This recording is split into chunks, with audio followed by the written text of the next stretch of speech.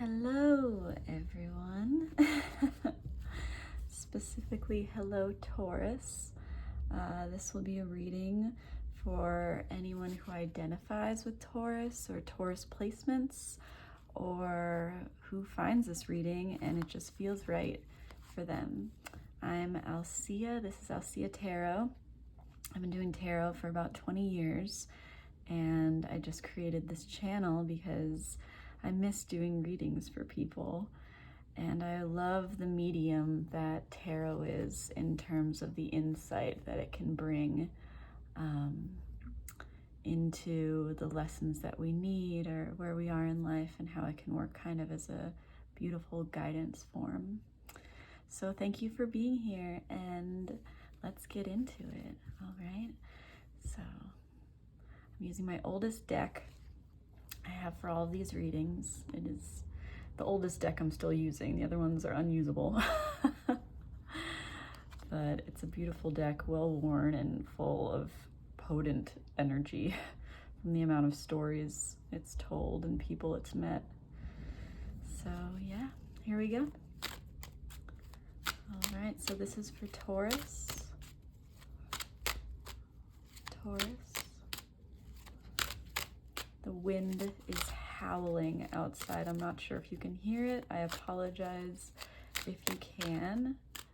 The cards also feel very uppity. So I don't know if you're dealing with some intense energies right now, but I guess we are going to find out. Angels, guides, spirit, please be here for Taurus placement, anyone who needs this reading.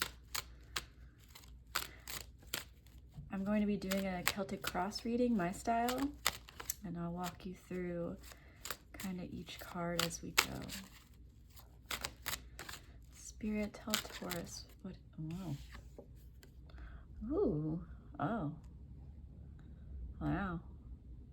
Building together, growth. It's funny because this can be about marriage or matters of the spiritual realm in terms of a more masculine, structured, higher learning, as opposed to the high priestess that's more free-flowing and intuitive, esoteric kind of spirituality. But what's funny is that this card, is about, it can be about community, it can be about building something with a partner, using the resources around you in a team setting, or but what's funny is that I'm looking at it this time for the first time and realizing it looks like they're building a church. So that's funny. Yeah, I wonder what that means. This whole something with spirituality and growth and building and either teamwork or partnership. Growing something together, perhaps. Balance.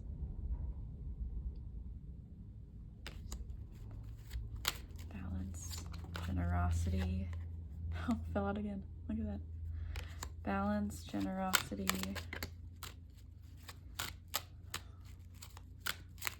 Teamwork. Finally, growing something that was earned. Let's get into it.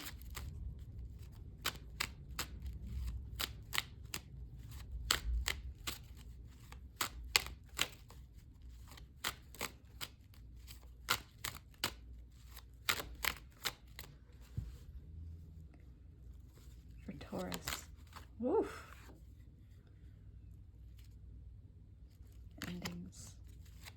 Ending things. There's a lot of endings happening, which I guess is New Year's energy, right?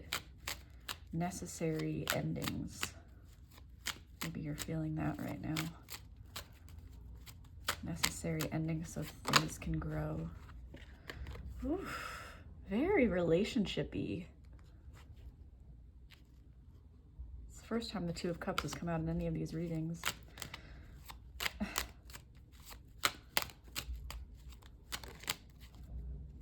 And again, endings. Putting every sword into something so that the new day can dawn. Man, these cards are talking. Jeez Louise. This is really potent in the Aries reading too. You guys share similar times of year, similar energies, so it's not too, yep, look at that, wow. Goodness. Ending so you can stop feeling stuck and growing into the new. And that Three of Pentacles keeps wanting to come out. Okay, if I keep shuffling, it's gonna tell the whole story just in this. But I do love a good shuffle story. Wow, oh goodness, look at that. What are you closing out in a way that it's just like, let's just be done with it. I'm ready for the new. Hear that. Okay, one more.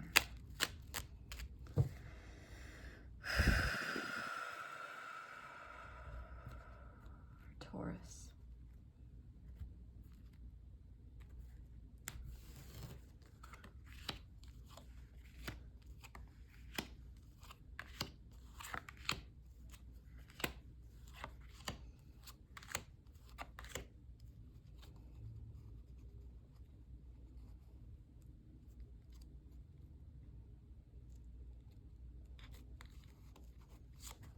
Three. Huh. Wow. I love tarot. It's just so exciting watching these stories unfold before you. Swords, swords, swords. Very similar to Aries. What are you been dealing with? And this kind of, the stars, man, if that's not just the most beautiful card. Talk about divine oversight, which I've never said it that way, but that felt right to say. Some type of divine, necessary, but guided change, guided hardship, maybe, for the greater good, for the lessons. And this guy who is rushing towards her, which is also fascinating. And she's like, come here, I got this. Maybe you're represented by one of these people. But the Knights are usually more about energy, right? They're about, oh, goodness. Again, anxiety, just like Aries. Man, and I'm a very calm person. That's so strange. But Knight of Swords is an anxious card. Look at him just spearheading the horse, stressed because of how fast this knight is just riding, the most aggressive of all the knights in terms of their movement. And the Queen of Swords, who's the queen of boundaries. So maybe this could be you, from lessons hard won and learned, thoroughly learned, sitting in the clouds and yet grounded, in her mind yet grounded, and is ready for anything because she knows, look at that face, she knows what she's seen, she knows what she's been through. And this, and when I say she, masculine, feminine energy, we all contain both in same bodies. And so however you identify, this can be you. You know, this can be your feminine energy and the aspect of you that has learned through hard-won lessons how to have boundaries for yourself, or what inner strength actually looks like. And this is all about some type of really necessary movement and change and action towards cutting something out. These swords are very prominent. The Ace of Swords showed up before, Nine of Swords, you know, using that sword to claim what is yours and to cut out what is no longer serving you, right? And this is the bottom of your deck, and that is often called the river beneath the deck, beneath the reading. And so like kind of the underlying current of necessary cutting out and change and hard-won lessons. So maybe that's where you've been at, Taurus. So the way that I read this, and everyone has their own way, right? Developed over the years. And this is where you're currently at, your immediate surroundings, and the kind of the lead up to the outcome, but we'll go through it one by one. Oh my goodness. Wow, who did I just do this for? This came up. Pisces, maybe? God, it's so funny how we're all so distinct individuals with our specific brand of nature and nurture that makes us all that we are. And yet at the same time, there is this,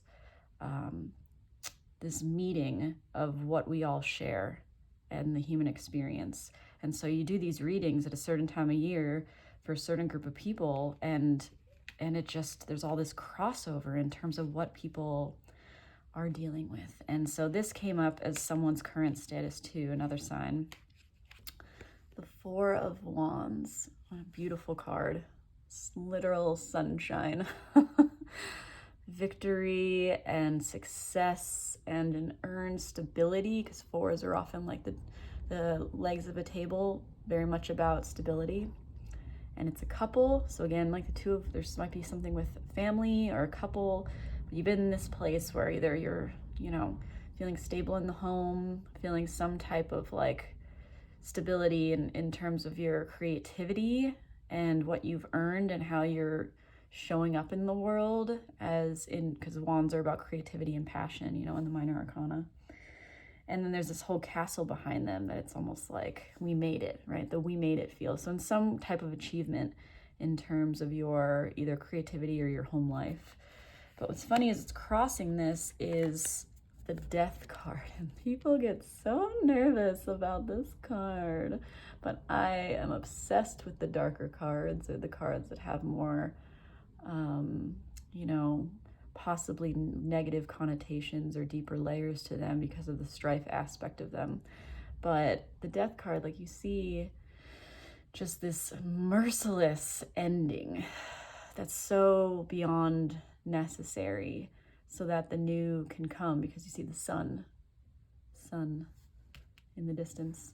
But this is your crossing card, which often means the bridge you're crossing. So maybe there's like some kind of big change. Transformation is also a good word for this card. Some necessary transformation, out with the old, in with the new. And maybe that's what you're dealing with right now, or maybe you're feeling pretty good in some sense about your home life, but there's just something that needs to end in your life, or there's some transformation that needs to come, or you're feeling stagnant in a way, because stability can also be, you know, can feel stagnant in a sense of, okay, I made it, but I don't really know what's next. And so you're feeling this need to transform in some way. But let's see what these cards around here have to say. Oh, yep. Ooh. Goodness.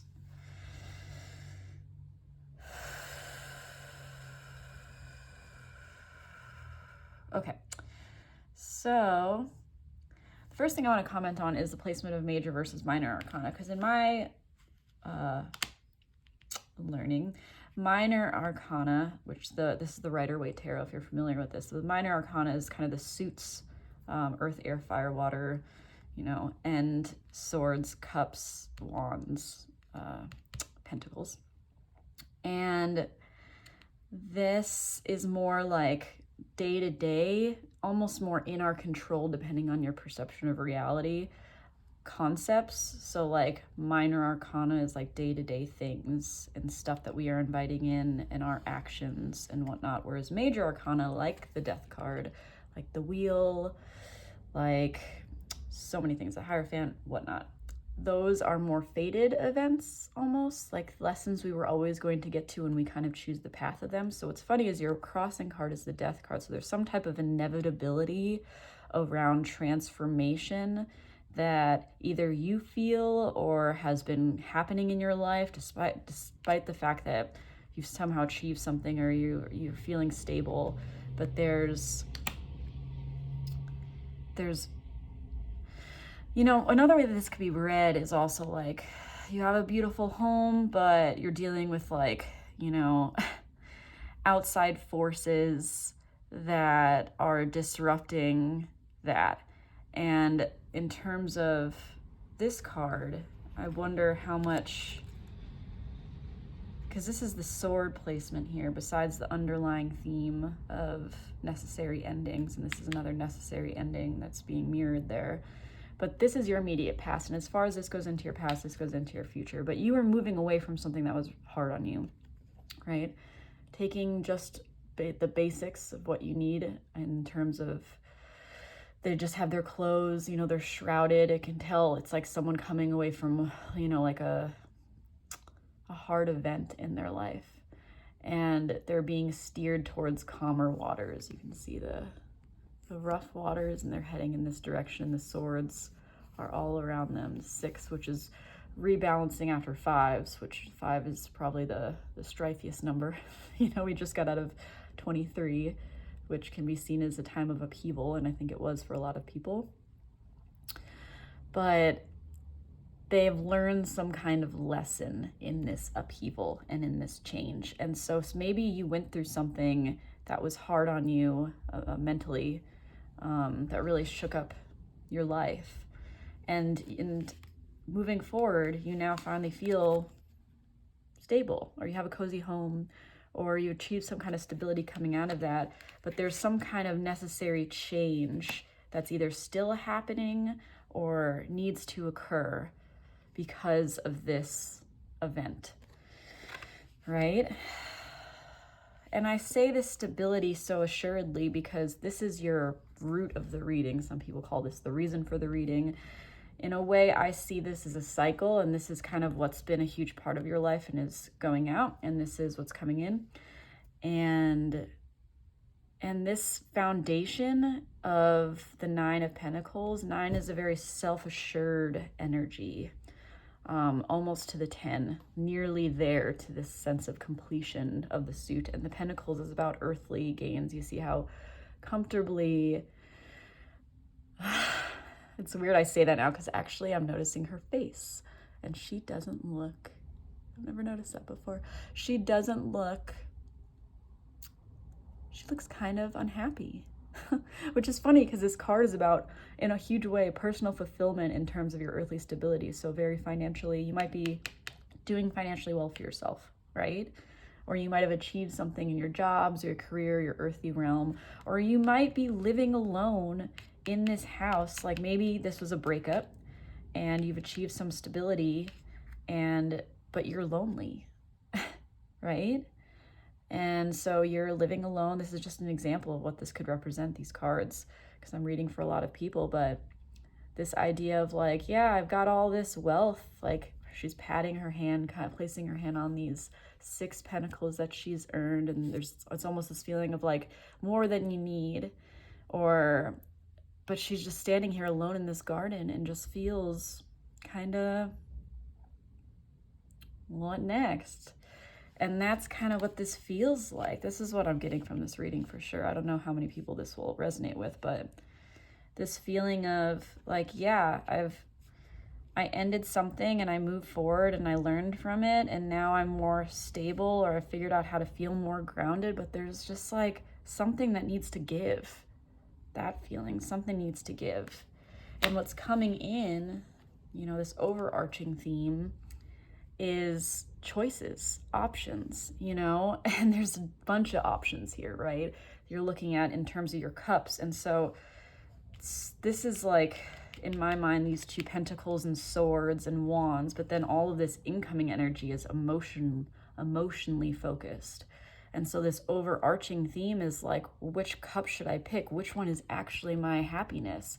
Because I thought it might be this, or I thought this would bring me more happiness, especially coming from such a tumultuous place. Or maybe you, instead of ending a relationship, you just came from not doing so well financially, or just being in a rougher spot in terms of how you existed, and now you're doing well. And this can be for a masculine or a feminine, right? It's like, well, I achieved all of this in terms of how our society views success, right? But my soul and my cup still feels empty in a way. And so how am I going to fill it? That also feels very strong. How am I going to fill it? Which way will actually feel like my cup is being filled? And the options around that. But this feeling of like, I keep wanting to say something's got to give. But what's beautiful is that in your immediate future, as far as this goes into your past, is another 9. So there's a lot of like personal growth, the nines, and like very singular feeling. Like, I don't know if you're single or you feel very alone in your experience, or you're at a place where you've been doing a lot of introspective and feel kind of alone in that, but it's like the necessary aloneness to trigger growth. But your immediate future is like, I know exactly, look at this guy, look how happy he looks compared to her. Look at that. Look at the difference in the faces. Like, this is nice, but I don't really know if it's doing it for me. And then this guy, and he's like, I know exactly what these cups have in them, and it makes me feel really good.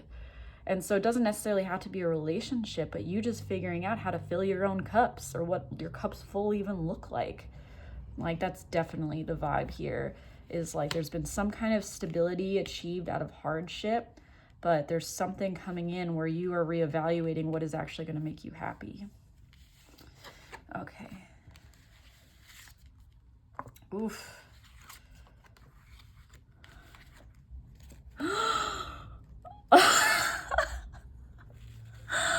Oh my gosh. Stop it, Tarot. I can't. This is a beautiful story. Oh, I hope you can just see this the way I see it. It's just, oh, dang. So I read these a certain way that I don't think many other readers do, but I kind of border the lines of the traditional readings. Anyway, as a disclaimer, but I'm just so excited. Taurus. Oh, I don't even know if I said this, but I freaking love Tauruses. My dad's a Taurus. I have Taurus placements, earthy, beautiful goodness. And that's funny too that I say that, because like in speaking of an earth sign, maybe a lot of what you have valued is this feeling of like opulent stability. Tauruses love their cushy comforts, you know, like a Taurus laying around cuddling all day and being draped in opulence that they've earned, and it sounds so good, and I get it. I mean, I've got Taurus in my chart. And so maybe you've achieved that, but it's like, this actually isn't doing it for me. But what's funny is it's like, I almost feel like I'm reading for a masculine, and when I say masculine, like I have very masculine, despite how I sound, I have very masculine qualities, very driven. I can be very business-minded in terms of the realm of business that we've created, which is a very masculine realm, and fiery and passionate in an aggressive way.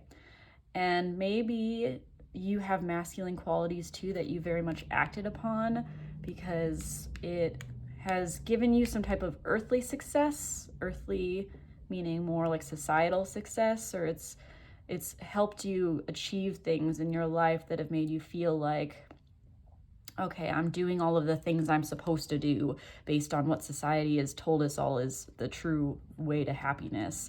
But then you've done it, and you're just like, I don't know. So this is the Knight of Wands, and he's a very passionate knight, you know, one of the more active knights. And wands are fire, creativity, and whatnot. And maybe this is who you've always been, and it's either or. Like, it's either who you've always been in terms of like following your passion in the world and not really thinking too deeply about it, and now you're in this place of introspection where you're like, especially in the winter, which the winter definitely supports, what is actually my happiness? Or you've dealt with this kind of energy a lot, which is, if this is about relationships and moving away from things that no longer serve you towards what actually is going to make you happy, and making new choices for yourself about, because it's almost like you've already seen all of these cups, and you know what they bring you, right? And it hasn't necessarily been good, and we'll get to that in a second. But it's like, well, I need to make new choices for myself, and that is what is actually going to bring you fulfillment. So maybe you've dealt with a lot of Knights of Wands who ride in really quickly and ride right back out and are much more passion driven than stable. So that could be something that you're currently dealing with. The other flip side of that is maybe you've always been very focused on stability, like I was saying before, and this idea of what success is supposed to look like for you. But in fact, it hasn't really brought you much joy. And now you're figuring out how to embody this energy more, imbue more passion into your life, follow things that make you happy, follow your bliss. But how others see you, or how you have been defined in this world in terms of appearances and whatnot, is the Three of Swords. And what a stormy card, right? But in terms of placement, it's not so bad. It alludes to what this was a bit, you know, and a little bit of these this bottom of the deck aspect, you know, and becoming this person, is that you've been through it, and maybe people around you have really seen that you've been through it, but you've taken these swords out of your heart, maybe recently, or it's been something that you've really been working on. But yeah, it's something about like people have seen what you've gone through, or you maybe just like come off as sad because of things you've seen, and you don't really know what your happiness looks like. So maybe you're just in a really introspective place with some endings and necessary transformation, and it's just been hard on you, and I feel for you if it has. It's not easy to go through these dark winter months if that's what's happening where you live, and have these, you know, moments alone where you just have to consider your choices. But it's also one of the most important things, I think, to be able to take control of your life and move forward with the lessons you've learned. And so that's kind of what this feeling is like you have been in this place of the Three of Swords, or you have been through a lot emotionally, stormy seas, stormy weather, and you're figuring out what is actually going to make you feel happy. Or hopes and fears, how fascinating. Oh my goodness. I just love learning from this category, because the one thing we do share in the human experience is that what we want the most, we're also a little afraid of, in a way that we don't know if we deserve it, or we don't know who it's going to make us become once we have it. And the High Priestess is the Pisces card. I love the High Priestess. I identify very much as a Pisces with this card. It feels like, in the way that the Hierophant is more structured spirituality, the High Priestess is very tarot, esoteric, intuitive abilities and whatnot. So one way I could read this for sure is that you are a very earthy Taurus type that is very strong in your earthy, grounded stability in terms of finances, or in terms of your home life or whatnot. And you're very good at making like a stable life for yourself, and you're very rooted in the earth. As a Taurus, it's already would be an inclination for you. But the earth and your five senses and all those visceral experiences that our bodies allow us, whereas the High Priestess doesn't really dabble in any of that.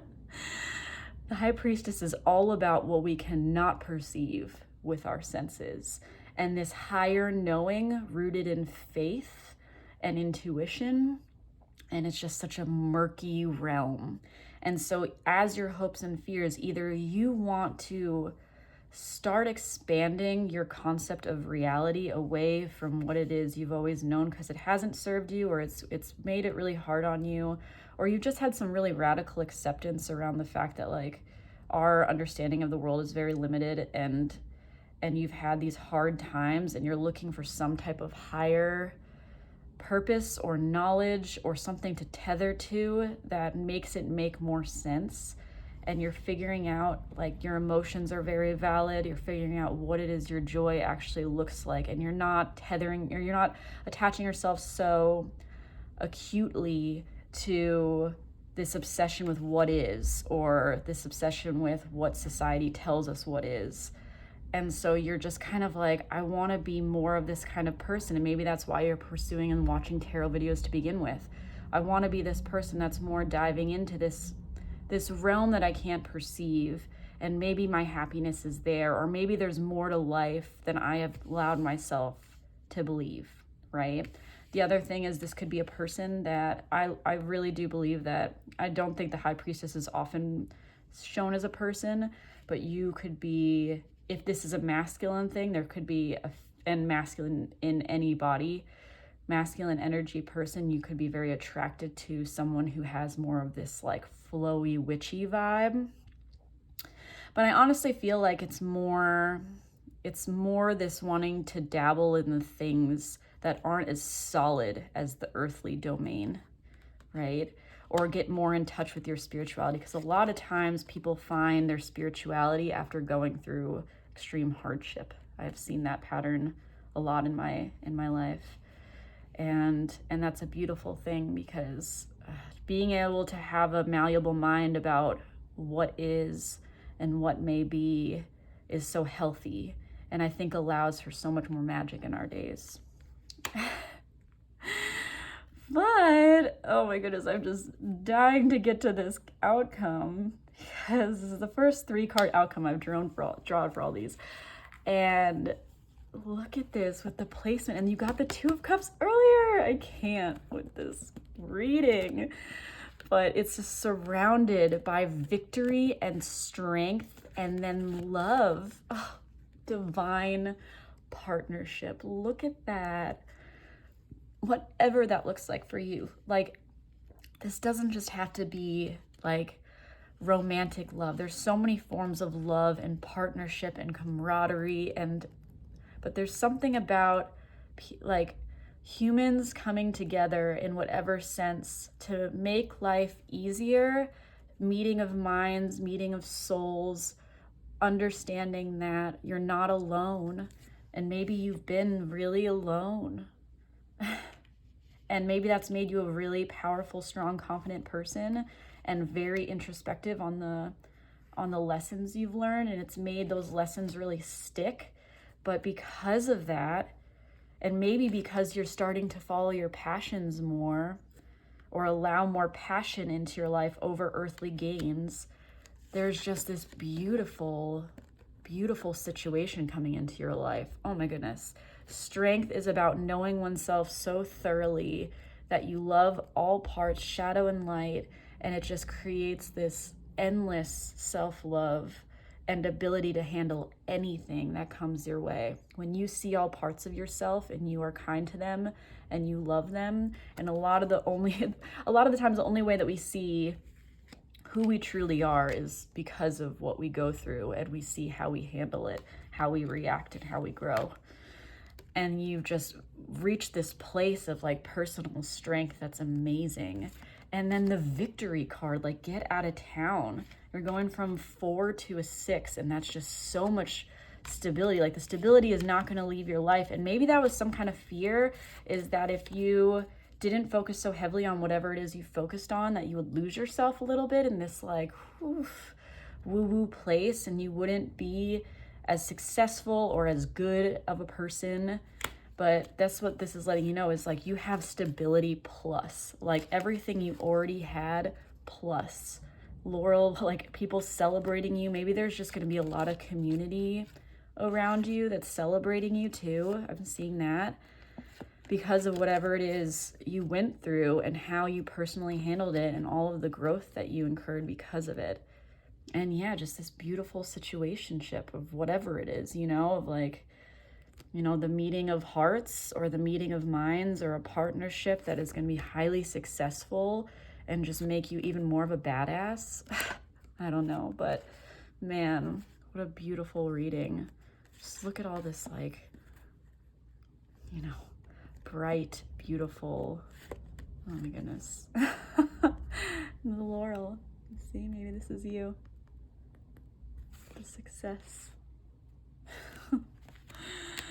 Okay, Taurus. Oh, wow, I love this for you. Oh my goodness, what a beautiful reading. Okay, so for the last part of all these readings, I am pulling a Wisdom of the Oracle, one of my oldest decks still in use. I think just a little younger than this one. and I'll read you what it means and hope it gives you a little bit more clarity at the end of this beautiful reading. So can I get a card for Taurus? Card for Taurus. Can I get a card for Taurus, please?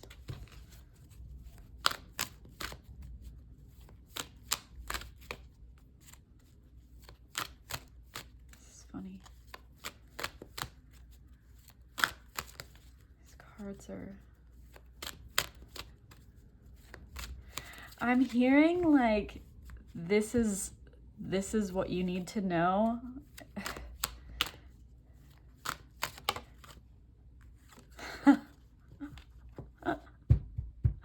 Stop it. Oh my goodness. Oh yeah, look at that, truth be told. It's funny because the card that wanted to come out before was Yang, and there's some part of me that was like, that's not the card. That's actually exactly not the card. And Yin is what came out, which is the opposite of Yang, in the way that they work perfectly together and are both of equal importance. But I get the feeling that whoever I'm reading for has very much acted on their masculine energy a lot in life and has gotten to a certain place because of it. And there's something about now sitting back in the, oh, that's what this is. It's, oh God, I love this. Sitting back in the feminine. These are all masculine energies. Sitting back in the feminine, you know, the murkier, harder to define, beautiful, flowy waters of the feminine, and receiving yin. That's what this is about. It's like, you've achieved something or you've been really focused in one direction, but it hasn't filled your cup, and now is time to figure out, so maybe like watching YouTube videos on how to develop your feminine energy, or just really tuning in meditative places of what that feels like for you, getting into your body, dancing, like all of these things that can be such beautiful feminine, because we all, men, women, everybody, we all need to act more on our feminine energy, because we are in a highly masculine world that really supports masculine energy that is very much going to be healed by every person getting more in touch with what feminine energy feels like, you know. I fully believe that, and maybe that's what this reading is partially about. So yin, the feminine principle of receptivity, letting someone else make the first move, gathering information and taking cues, the art of conscious allowing. This is a time of calculated receptivity as you gracefully await what is coming to you, ready to accept it when it appears. Yin does not involve frozen dreams or even resting, but rather consciously allowing things to flow to you, poised to receive the bounty that will be made available to you. It implies sensitivity as you alertly study the actions of others and contemplate how they will affect you and yours. Remember, you must make space for miracles to appear. Be the shaped, not the shaper, and you'll see how quickly your dreams manifest. Oh my goodness, this is so perfect for this reading. This is just about somebody who has really been in their masculine and has really just acted out and made their life happen for them, and then but it didn't actually fulfill them in some way, and so this is just about letting things come to you. Being in this receptive place because of all of the beauty that you innately deserve, regardless of what you have done, that is just, it wants to flow in and just completely fill your cups. Oof. Wow. Love this reading, Taurus. Thank you so much for joining me. I hope this resonated, and please join me for the next reading. Okay, sending my love. Bye.